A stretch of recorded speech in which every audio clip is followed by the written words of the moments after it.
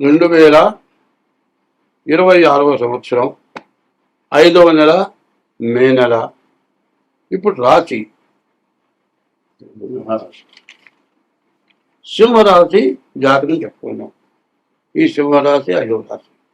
ఇందాక కర్కాటక రాశిని గురించి చెప్పుకున్నాం. ఈ కర్కాటక రాశి కంటే సింహరాశి రెండు కూడా చాలా విశేషమైనటువంటి రాశులు. ఈ సింహరాశికి అధిపతి రవి, సూర్యుడు. ఈ సింహరాశి అంటే సింహం అమ్మవారి వాహనం.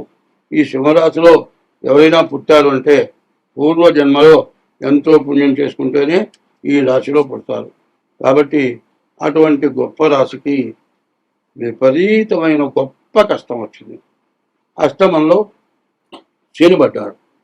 మళ్ళీ అష్టమంలోనే కూడా ఈ మేనుల్లో కుజుడు కూడా ఉన్నాడు. ఈ మేష కుజులు ఇద్దరు కూడా ఈ సింహరాశిలో ఉండటమే కాక సింహరాశిలో కేతు, మరి కుంభరాశిలో రాహు. ఈ 4 కూడా పాపగ్రహాలు. ఈ పాపగ్రహాలు చాలా కష్టపెట్టేట్టుగా, చాలా బాధాకరంగా వీళ్ళు పడేటువంటి బాధ ఈ మానవుడు కూడా పడతారు. చెప్పాలంటే కర్ణుడు చాలా గొప్పవాడు. కర్ణుడు లేని భారతం అంటారు. రవి చేత శల్యు చేతను, వరమలిగిన కుంతి చేత వాసవి చేతను, మరి ఇట్లా 6 చేత ఆయన సంహరింపబడ్డాడు, చంపబడ్డాడు. ఆయన మేలు చేసిన మహానుభావుడు కూడా ఎట్లా ఇబ్బంది పడ్డాడో. ఈ సింహరాశికి ఎంతో పుణ్యం చేసుకున్నారు. సింహరాశి వాడు పాపం చేశారు అని చెప్పేవాడు ఎవడన్నా ఉంటే వాడు పరమమూర్ఖుడు. ఎందుకంటే సింహరాశి అటువంటి రాశి. ఎందుకంటే ఇంగు ఉందండి, ఇంకో గుడ్డ కట్టాం, ఇంటికి తీసుకెళ్ళాం. ఇంటి గుడ్డ కట్టింది అట్టాగే ఉంచంగా తీసుకెళ్ళి గాడాడకుండా డబ్బాలో పెట్టి మూత పెట్టాం. ఆ గుడ్డ బుద్ధాన్ని వేసుకుని వెళ్ళామనుకో, అదే ఏందో ఇంగు వాసన వస్తుంది అంటారు. ఇంగు కట్టిన గుడ్డకే ఇంగు వాసన వచ్చిందంటే మరి ఆ సింహరాశికి ఎంత గొప్ప శక్తివంతులు, ఎంతో పుణ్యాత్ములు, వాళ్ళు ఎంతైనా మంచి చేయగలరు. వాళ్ళు ఎటువంటి స్వార్థ పనులు కాదంటే, కర్ణుడు తను చచ్చిపోతానని తెలుసు, చంపబడతానని తెలుసు. తను మరి ఒక ఎటువంటి వాడు, రథాలు దూరేటువంటి వాటి దగ్గర పెంపకమైనాడు. రాజుగా గొప్ప పేరు లేదు. అటువంటి వాడికి మరి చిన్న రాజ్యం ఇచ్చి వాడిని రాజుని చేసి తన తమ్ముళ్ళలాగా చూశాడు. అందువల్ల అవతల పంచపాండవులది ధర్మమైనా కూడా చావటానికి సిద్ధమై కూడా మరి దుర్యోధనుల వంక నిలబడి చూశాడు. చివరికి కృష్ణుడు వచ్చి చెప్పినా అంతా నాకు తెలుసు, జరిగేటో నాకు తెలుసు, నేను చచ్చిపోతాను, దుర్యోధనాది 100 చచ్చిపోతారు, మరి పంచపాండవులు రాజ్యం పరిపాలన చేస్తారు, నీ దయ వల్ల మేము పోయినా కూడా అంతా మేలే జరుగుతుంది అని కర్ణుడు ముందుగా జరగబోయేదంతా చెప్పాడు. అటువంటి ముందు జరగబోయేటువంటివి చెప్పగలిగిన మంచి జ్ఞానం భగవంతుడు ఇచ్చినటువంటి వాళ్ళు సింహరాశి వాడు. ఆ సింహరాశి వాళ్ళకి ఇవాళ చెప్పాలంటే శుక్రుడు గురువు తప్పితే ఏ గ్రహం బాగలేదు. వివాహం చేసుకోవచ్చు. వివాహం చేసుకోవడం సొంత నిర్ణయం పనికిరాదు. నేను ప్రేమించాను, మేమిద్దరం పెళ్లి చేసుకుంటాం అంటే బ్రాహ్మణు చూపిద్దావురా, నువ్వు ఎవరికన్నా చూపించుకో, మేమిద్దరం ప్రేమ పక్షులం, మనం ఎవరేమన్నా ఇక మేమే పెళ్లి చేసుకుంటాం అంటారు. ఏం చెప్తారా, బాగాలేదురా, ఉంటాను, చచ్చిపోతాను, మా ఇద్దరు నిర్ణయం మాది, ఇట్లా చేసుకొని ఇబ్బంది పడ్డవాళ్ళు కూడా ఉన్నారు. కాబట్టి కర్ణుడు దుర్యోధనుడైన దుర్మార్గుడితో స్నేహితం చేసి మంచివాడు, అంత గొప్పవాడు కూడా మరణింపబడ్డాడు. కాబట్టి ఈ సింహరాశికి వచ్చేకల్లా వివాహ విషయంలో పెద్దల నిర్ణయం జాగ్రత్తగా చూసుకోవాలి. గురుడు బాగున్నాడు, మంచి విద్య, మంచి ఉద్యోగం, విదేశీ ఆగమనం, విదేశాలకు వెళ్ళటానికి మంచి అవకాశం ఉంది, చాలా బాగుంది, చాలా సుఖంగా బతకడానికి అవకాశం ఉంది. మరి ఈ రాశికి శుక్రుడు గురువు తప్పితే మిగతా 6 గ్రహాలు బాగాలేవు. కాబట్టి వీళ్ళకి ఈ నెల బాగా విపరీతమైన కష్టాలు కనబడుతున్నాయి. కాబట్టి ముందుగా చెబుతున్నారు. కాబట్టి మీ డేట్ ఆఫ్ బర్త్ ద్వారా కానీ, మీ మరి హస్త సాముద్రిక ద్వారా కానీ మీ జాతకం చూపించుకొని దానికి ఉన్న దోషాలు పోగొట్టుకొని మీరు సుఖంగా బతకాలి అని కోరుకుంటూ ఈ సింహరాశి విషయాలు ముగిస్తూ ఉన్నాను. స్వస్తి. 11వ రాశి కుంభరాశిగా చెప్పుకున్నాం. ఈ కుంభరాశికి 6 సంవత్సరాలు ఏలి నాటి శని గడిచిపోయింది. ఇంకా సంవత్సరంన్నర మీనంలో ఉన్నాడు. మీనంలో ద్వితీయంలో ఉన్నటువంటి శని కుంభానికి ద్వితీయంలో ఉన్నాడు. ద్వితీయంలో ఉన్న శని ధనాధిపతి, ధనాన్ని రక్షించేవాడు. మరి కుంభంలో ఉండగా మకరంలో ఉండగా ఆస్తులు అమ్మి రూపాయికి 10 పైసలు చొప్పున ఇచ్చినా కూడా బాకీలు తీరవు. బాకీల దగ్గర మొత్తం పోతుంది. ఇప్పుడున్న పరిస్థితి నీకు డబ్బులు ఇచ్చేవాడు దొరుకుతున్నాడు, ఉద్యోగం ఉంది, మంచి ఆదాయం ఉంది, అందరూ ఆ బాకీదారులు పీకు తింటున్నారు. తలా కాస్త ఇచ్చి అందరినీ స్వచ్ఛగొట్టుకుంటూ బాకీలు తీర్చుకుంటున్నావు.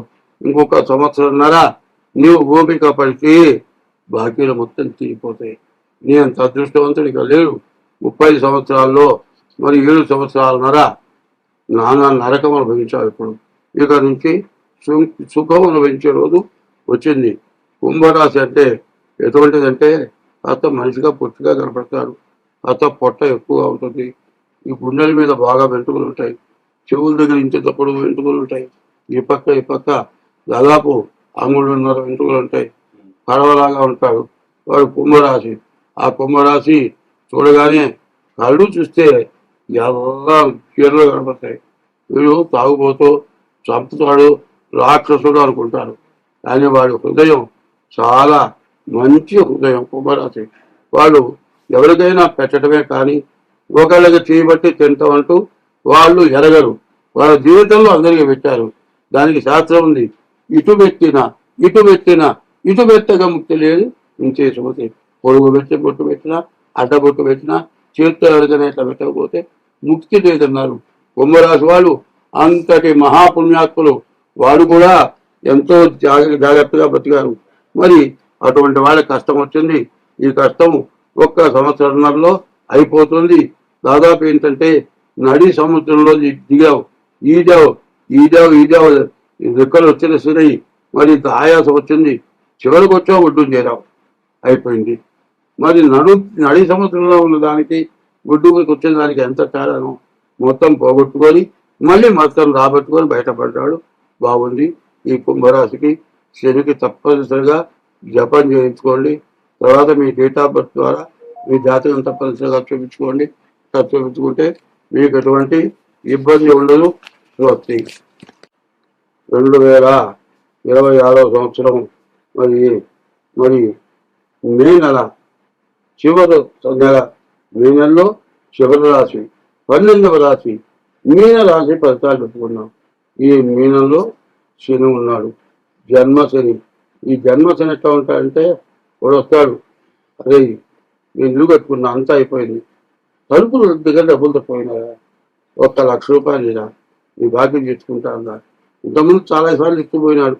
ఈ రోజు వాడు జన్మలో ఇచ్చేవాడు. నువ్వు చాలాసార్లు ఇచ్చావురా, మొత్తం కల్పిస్తానురా, అరే నువ్వు పుణ్యం కట్టుకోరా, నా దగ్గర లేవురా, వదలడు. రోజు వస్తాడు, అరే నా సంగతి ఏందిరా, నీ సంగతి ఏంది అట్లా ఉంచు, నువ్వు నా ఎదురు పెడితే నాకెట్టేం అవుతుందో అర్థం కావట్లేదు. అది కాదురా, తప్పనిసరిగా అరే ఏంది జన్మశని పెట్టినట్టు పచ్చాడంటారు. జన్మశని అట్లా ఉంటాడు. నిన్ను పీక్కు తినేవాళ్ళు ఉంటారు, నీవు తింటాని వీళ్ళు లేకుండా అడ్డం పడతారు, నీ తిండి లాక్కొని తింటారు. ఒకళ్ళు ఉంటారు కంచంలో పెట్టుకొని తింటూ ఉండగా గబగబా కంచం లాక్కొని వాళ్ళు ఇంత మొదలు పెడతారు. వీడు పిచ్చేవాళ్ళు అయిపోయి ఇందులో నా ఇంట్లో రావటం ఏంటి, నా కంచం లాక్కోవటం ఏంటి, నా కంచంలో ఎన్నిలన్నీ కూడా లేకుండా తింటదంటే ఇంట్లో తింటావా అని కారణం లేదు. ఇంత ఘోరమైన బాధపడాలి. ఉపమానాలు చెబుతున్నాయి అని కూడా. ఈ జన్మశని అంత బాధలు తినటానికి వచ్చింది, చేతి దగ్గరికి వచ్చింది, నోటి దాకా పోదు, నోటి దాకా పోయింది, గాలి కింద పడిపోతుంది. కాబట్టి అంత కష్టదశ. మరి ఈ మీన వాళ్ళు ఎంతో కష్టాల్లో ఉన్నారు. వాళ్ళ కష్టాలని చెప్పడానికి కూడా నాకు చాలా బాధగా ఉంది. కాబట్టి ఈ రాశి వాళ్ళు తప్పనిసరిగా మీ డేట్ ఆఫ్ బర్త్ ద్వారా మీ జాతకం చూపించుకోండి, మీకు చాలా బాగుంటుంది. తర్వాత ఈ నెలలో 4 గ్రహాలు చతుర్గ్రహ కూటమి. మరి మే నెలలో ఉత్సవాలు చేరబోతున్నాయి. ఈ గ్రహాల వల్ల చాలా బాధలు వస్తాయి, చాలా కష్టాలు వస్తాయి. కాబట్టి ప్రతి వ్యక్తి కూడా ఇష్ట దైవాన్ని, తర్వాత తన యొక్క తల్లిదండ్రుల్ని ఎప్పుడు కూడా మీ ఇంటి దేవతని పూజించడం. నీవు ఎక్కడ ఉంటే ఆ ఏరియాలో మంచి దేవాలయానికి వెళ్ళి ప్రతిరోజు వెళ్తాం. వారానికి ఒక్కసారైనా పూజ చేయించుకోవడం. అట్లా నీకు వచ్చిన దాంట్లో కనీసం 100లో 5 వంతులైనా సరే దేవుడికి మంచి కార్యాలు ఖర్చు పెట్టండి. ఇట్లా ఉంటే మీరు ఈ సంవత్సరంలో బాగా బయటపడతారు. ఈ సంవత్సరంలో కూడా ప్రతి శనివారం శనికి అభిషేకం చేయించుకోండి. సోమవారం ఈశ్వరుడికి పూజ చేయించి ఈశ్వరుడికి అభిషేకం చేయించుకోండి. బియ్యపు రవ్వ పంచదార కలిపి చీమలకు వేయండి.